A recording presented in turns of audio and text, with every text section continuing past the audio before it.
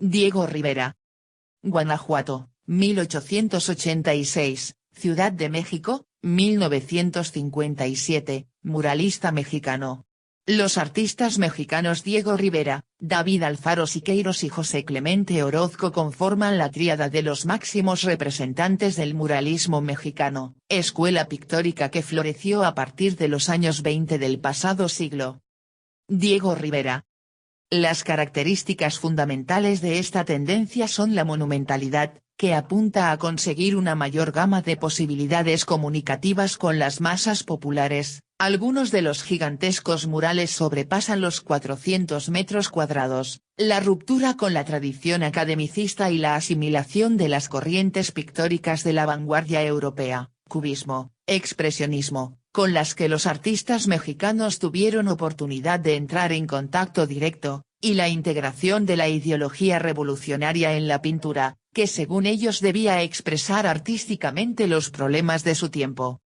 No menos importante es el hondo arraigo de su arte en las tradiciones autóctonas de México, la del grandioso pasado artístico prehispánico, donde la pintura mural fue una práctica constante, y la de la estampa popular mexicana, en la que brilla el legado de José Guadalupe Posada. Biografía. Formado en la Escuela de Bellas Artes de San Carlos de la capital mexicana, a la que se había trasladado con su familia a los 6 años de edad, Diego Rivera estudió luego por espacio de 15 años, 1907-1922, en varios países de Europa, en especial, España, Francia e Italia, donde se interesó por el arte de vanguardia y abandonó el academicismo. Las obras de este periodo reflejan, por un lado, un acusado interés por el cubismo sintético de Juan Gris, el guerrillero, 1915, asumido en su etapa parisina, y por otro una gran admiración por los fresquistas italianos del Quattrocento, y en especial, por Giotto, lo que motivó su alejamiento de la estética cubista anterior. Identificado con los ideales revolucionarios de su patria, Rivera volvió desde tierras italianas a México, 1922, en un momento en que la revolución parecía consolidada.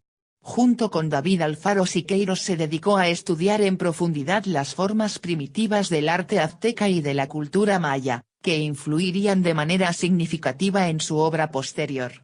En colaboración con otros destacados artistas mexicanos del momento, como el propio Siqueiros y José Clemente Orozco, fundó el Sindicato de Pintores, del que surgiría el movimiento muralista mexicano, de profunda raíz indigenista. Diego Rivera y Frida Kahlo.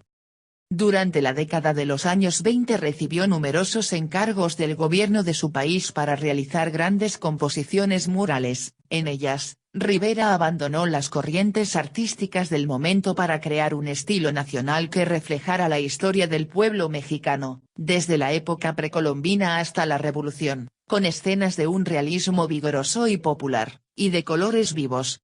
En este sentido son famosas, por ejemplo, las escenas que evocan la presencia de Hernán Cortés en tierras mexicanas, por ejemplo, la llegada del conquistador a las costas de Veracruz, o su encuentro en Tenochtitlán con el soberano azteca Moctezuma Xocoyotzin. La plenitud del muralismo. La obra de Diego Rivera, y la del movimiento muralista como arte nacional, alcanzó su madurez artística entre 1923 y 1928, cuando realizó los frescos de la Secretaría de Educación Pública, en Ciudad de México, y los de la Escuela Nacional de Agricultura de Chapingo. El primero de estos edificios posee 2 patios adyacentes, de 2 pisos cada uno, que el artista cubrió en su totalidad con sus pinturas murales. El protagonista absoluto de estos frescos es el pueblo mexicano representado en sus trabajos y en sus fiestas. Rivera escribió que su intención era reflejar la vida social de México tal y como él la veía, y por ello dividió la realidad en 2 amplias esferas, la del trabajo y la del ocio, y las distribuyó en zonas arquitectónicas separadas.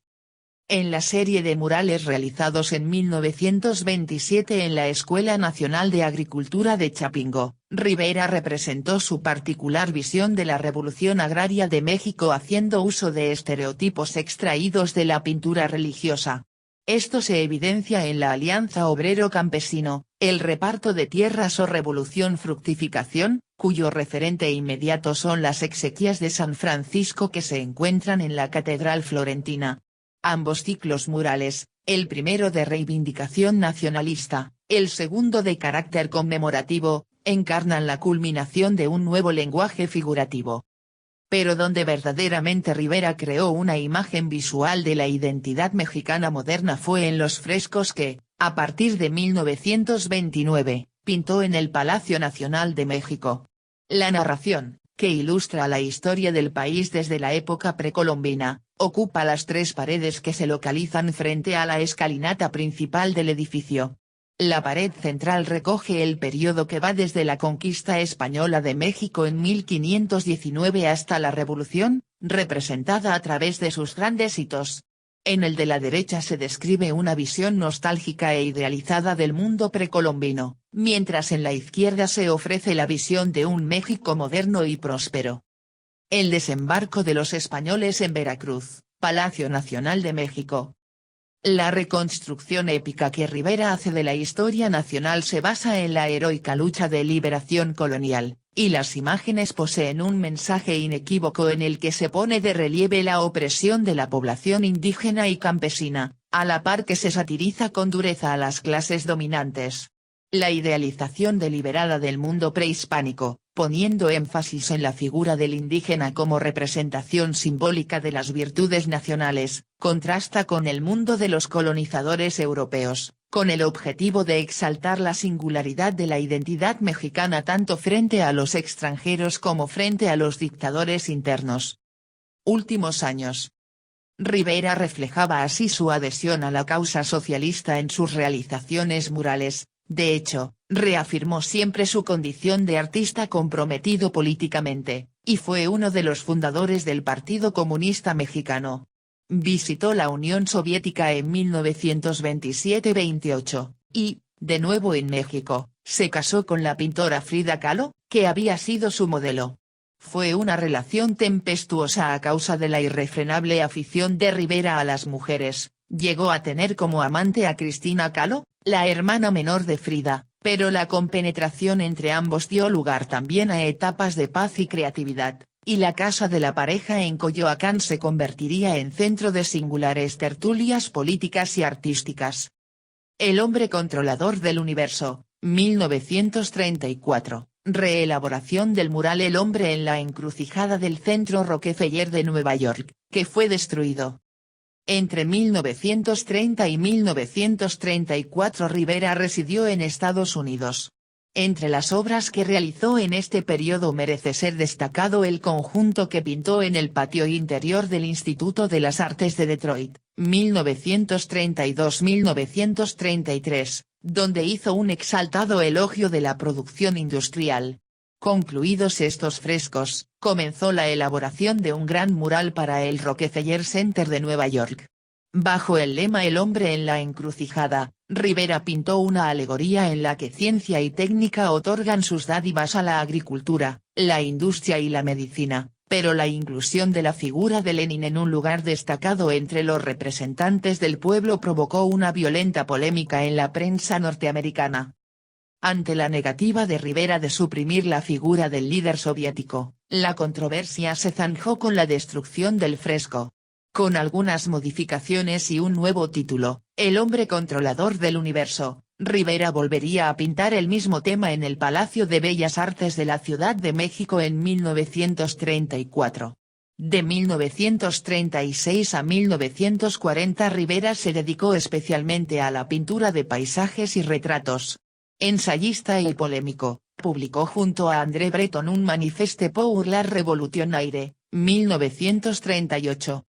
Detalle del mural Sueño de una tarde dominical en la Alameda, 1947.